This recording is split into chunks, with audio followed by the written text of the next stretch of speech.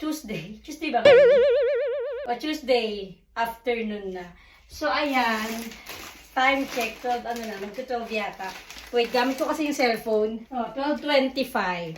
So namili na naman ako dahil bukas is holiday, May 1, Labor Day. Bumili ako ng gatas, ng pasty, pandemolde, pizzeria nila, biscuit nila. Tapos, ano itong pinamili ko na to? Ano ito? Ito pa, sabihin sila ng pizzeria. Kasi bukas, wala silang pasok. Simula bukas hanggang Friday, 3 days. Bumili ako ng kamatis. Total ng pinamili ko is 46 euros. 0.54. So, ayan. So, yung patata, ito, bumili ako ng candy. Minsan kasi tindahan natutuyuan ako. Ito, bumili ako ng tea, ng biscuit na naman, na mozzarella cheese para sa...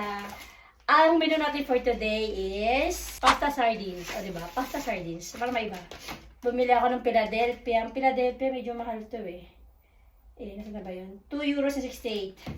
Tapos bumili ako ito yung sardines na ilalagay natin sa pasta. Isa niya 1.99. Almost 2 euros. Bumili ako ng 3 piraso. Tapos yung mga biscuit na to, 1.49. Yung harina dito is 1.39. Yung harina, saan na yun? Tapos bumili ako ng mantikilya. Ginagamit ko ito pa nagluluto minsan. 2.15 €. Ito yung mantikilya nila. Harina nila is 1.39 €. Yung pandemolde nila, 1.79 €. Yung tomate nila, 1.59 €. Yung cheese, pangpalaman sa tinapay. Asan na ba yun? Queso lonchas, 2.60 €. Itong mozzarella nila. Mozzarella, where are you? Queso ralya, 1.69 €. Yung tin nila, 2.89 €. Ang mahal almost 3 euros. And then, asparagus nila, 1 euro to. Diyan sa Chino. So, ugasan ko na lang yan. Binilang ko sila nito, yung pork. In case lomo de pork. 2.99. 3 euros. Ano yan pag walang makain? Pag wala pong maisip. Tapos patata frita nila. French fries. Pag gusto nila magmerienda. 2.10 €. Mas mura pa to kaysa dun sa...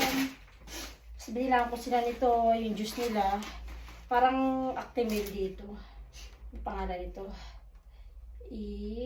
Ano ba pangalan nito? 2.69 €. 12 pieces. Yan yung mga pinamili ko. Tapos may popcorn pa sila binili ko. Dahil nga dito sila sa bahay. Asan na ba itong palumitas? Ito, 2.45 €. So yun lang. Ang total is 46 euros. So for today's video, diba? Naging cooking vlog na yung aking channel. But anyways, ayan. Gusto ko pala magpasalamat sa mga nanonood sa aking channel. Maraming salamat po sa inyong mga oras. Sobrang appreciated ko po talaga yung paglalaan nyo ng oras sa panonood ng mga videos ko. Thank you very much po sa mga subscribers, sa mga nagtitiwala. So, for today's video day, meron kaming pasta dito. Gusto ko sana gamitin to. Espinacas to eh. Bueno, ito na lang. Paki-spaghetti. Magagawa tayo ng pasta sardines. Kasi napanood ko sa video. Madali lang siyang gawin. So, tanggalin muna natin itong mga dito. Ayan. Pinagad kasi ako kumangang maaga. So, tanghali na. Kasi iniisip ko pa, parang gusto ko magpahinga. Pero iniisip ko, hindi pala ako pwede magpahinga kasi magluluto ako.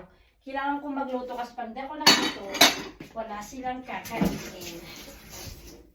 Ugasan natin yung asparagus. Masarap kasi ito parang i-ala-plancha mo lang sa kawali. Yung fried mo lang siya. Ito pa yung sa freezer, kalalagay ka, sasakan ko lang. Yung lumpia ni mama. Sobrang sarap. Hindi nakakasawa. So mag-prepare lang muna tayo ng ating mga... I-ano muna natin to. Ililigpit ko muna itong mga paosas na pinamili natin.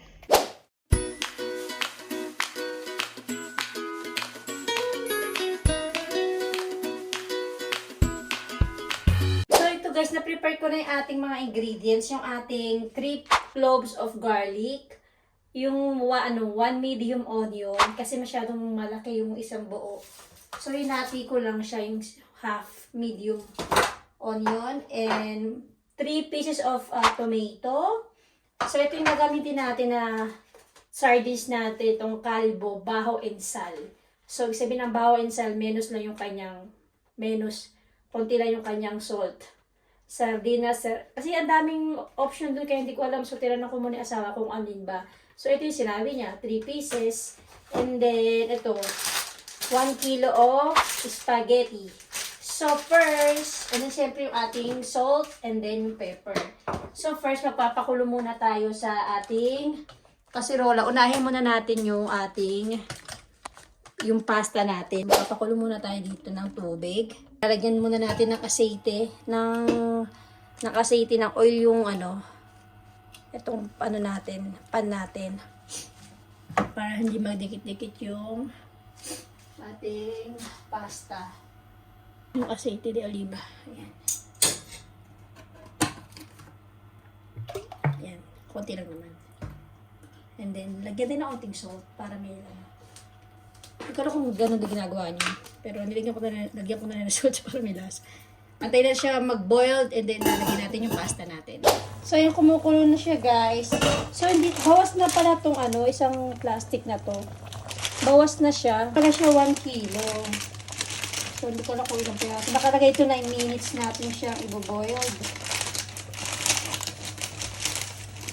Kahit ano namang, wala namang brand tong spaghetti namin. Kahit ano namang brand pwede nyo gamitin. So, unti-unti lang ilalagay natin. Ilagay ko na lahat kasi hindi kami magkakanin. So, ito lang ang ilalagay na namin ngayon. Hanggang gabi na nila to. Bagay na kaya to.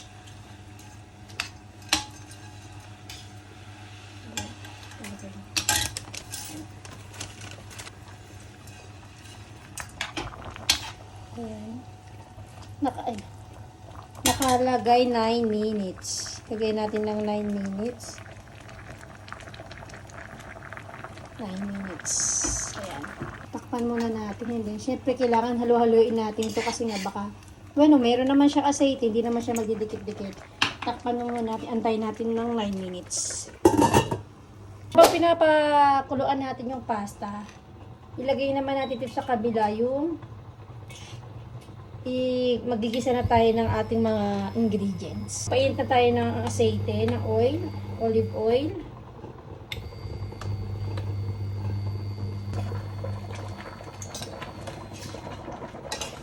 Kaya mainit na yung ating oil. Magisa na tayo ng ating sibuyas.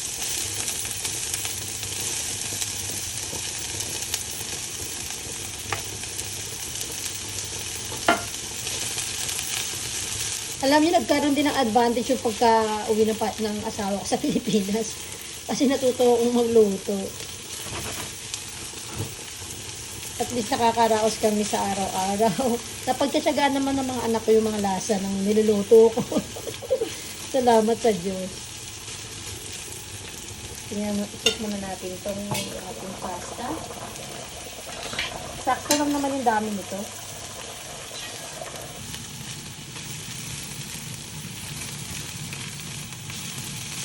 Sobrang liit lang ng bawang. Unahin ko na yung kamati siguro.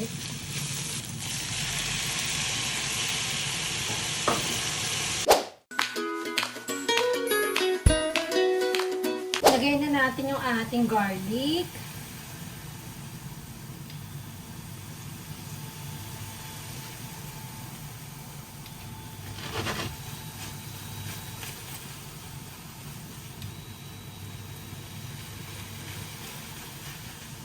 So, ayan, mukhang okay na yung itsura ng ating mga kamatis, bawang at sibuyas. Pwede natin ilagay yung ating sardines. So, maglalagay ako ng 3 pirasong sardines. And then yung pasta natin, ayan, 2 minutes pa nakalagay. Nano ko siya, medyo matigas pa siya ng konti. So, nilagay natin sa pasta 9 minutes. In ano, number 8 lang yung fire niya. Ano yung sardines, itong garlic, yung ano, tomato, lagay lang muna natin sa number 3 kasi parang feeling ko parang masusunog na siya. Yung asawa ko pa nagniluto nito, sobrang sarap as in. Tas after niya maluto nito, nilalagay niya pa ito ng mozzarella cheese. So bumili din ako ng mozzarella cheese kasi gusto kong mayroon din keso sa. Tapos nilalagay niya pa ng perihil. Kaso wala pala kaming perihil. At nilalagay natin sardines. Kasama na natin yung aceite. So tapos na yung ating pasta, guys. Stop na siya. Wait. Tingnan natin kung okay na siya.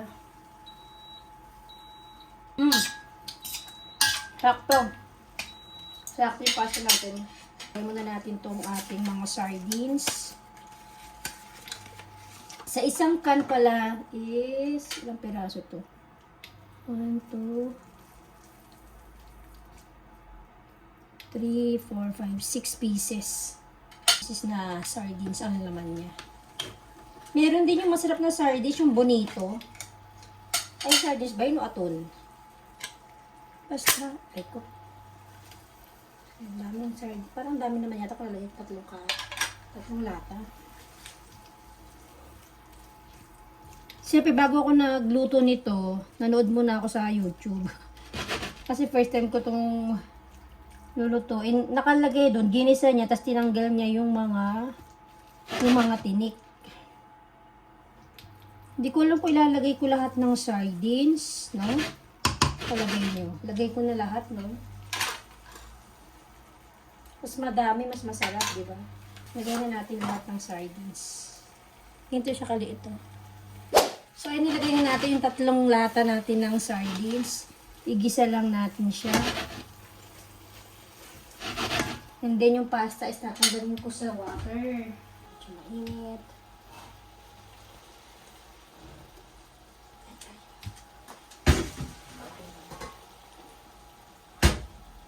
Ano siya?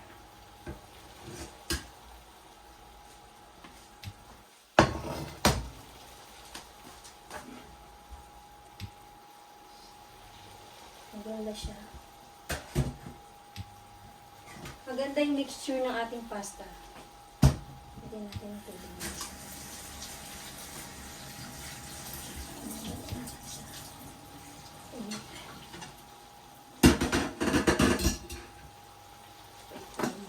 Dito. Nakailipat ko siya dito sa ano. Dito ko siya haluin sa pinag-anuan natin. Para mas mahalo ko siya ng maayos.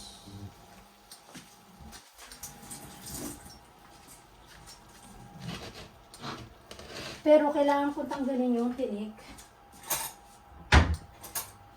Kailangan natin tanggalin yung tinik ng sardines. Para hindi naman ano sa pagkain natin. Nakita ko dun sa napanood ko, tinatanggal niya yung tinik ng sardinas. Yun o. Para hindi naman sagabal pagkakainin natin. Okay, patayin muna natin itong.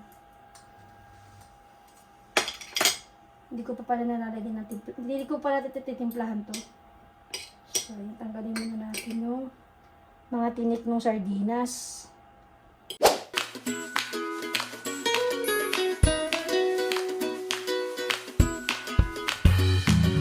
So, yun guys, natanggal ko na yung tinik.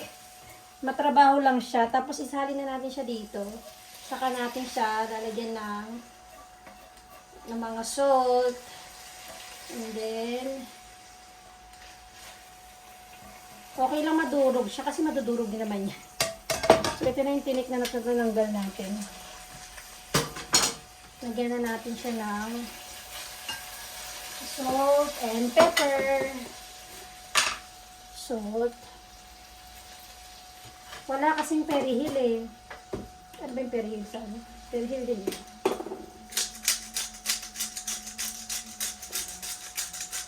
Wala akong nabili.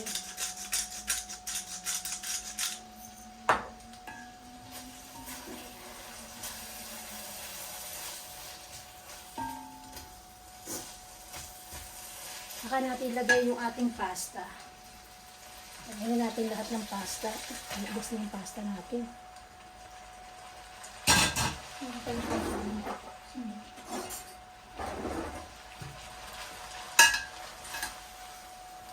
Mix lang natin. Mekos lang yan, no? Mekos. Okay, lasa. Dami na natin. Wala kasing perihil. Masarap to kung may perihil. Ano ba nilagay niya doon? Ito lang naman ang dito, di ba?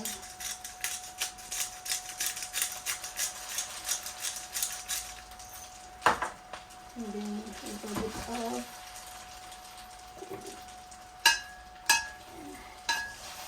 Wala lang akong, meron ako dito yung oregano, pero hindi naman oregano nilalagay niya dito eh.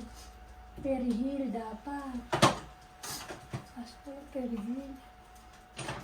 Oregano. Lagyan din ng onti oregano. Baka hindi naman magustuhan ng mga anak ko pag may oregano. Pantanggal ng banalangsa.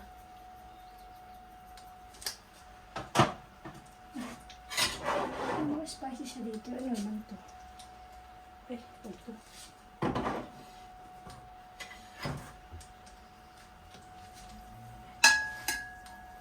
Mekos lang natin. Mekos yarn. Natin ang ating pasta sardines.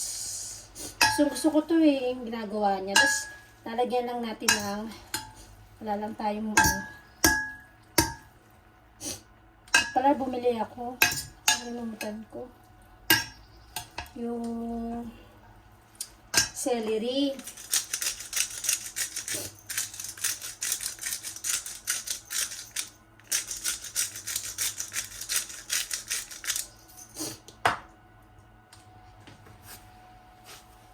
Anong oras na ba? Ako'y maliligo pa. Ako'y may work. Yan. 5 PM ang work natin for today's video. Kaya may time akong nag-grocery and then ito nagluto. Masarap to kung may celery. Perihil. Ano kung saan ako kung ano. Nilalagyan namin yan mamaya ng lasa. Tikman natin.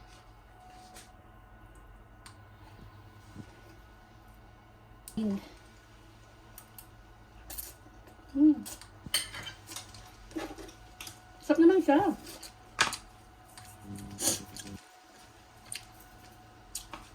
Yummy. So, menu for today.